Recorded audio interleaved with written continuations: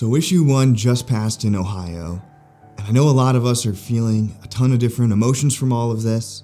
I know I, for one, am experiencing sadness, and I'm mourning for the state of our state, but I also have joy in my heart because I know that Jesus is still King and that He has a plan, and that what man intends for evil, God means for good. And so I'm looking forward.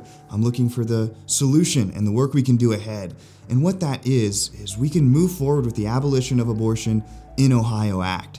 This is what we've been trying to do for the last year, and we're opposed by the pro-life movement. But now I think it's clear, and it has become obvious to many, that this is the only solution forward, and that is to make the appeal to the U.S. Constitution and the Equal Protection Clause.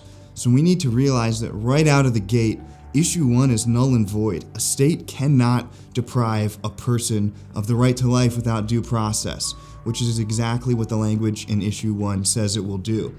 So all branches of government in Ohio should move forward to ignore that language in Issue 1 and rightly interpret the U.S. Constitution to protect preborn life in Ohio.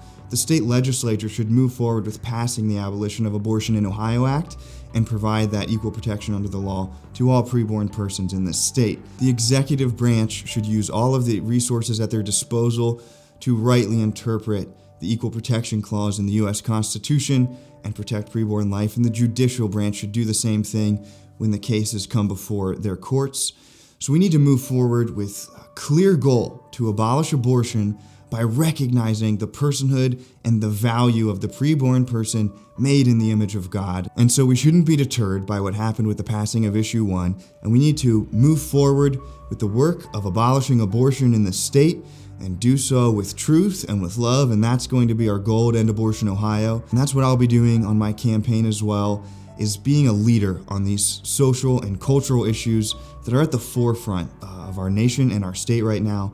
So if you live in Ohio and you're concerned about what just happened here, I would love to have a conversation with you about that and get you involved in the battle, so please reach out to me.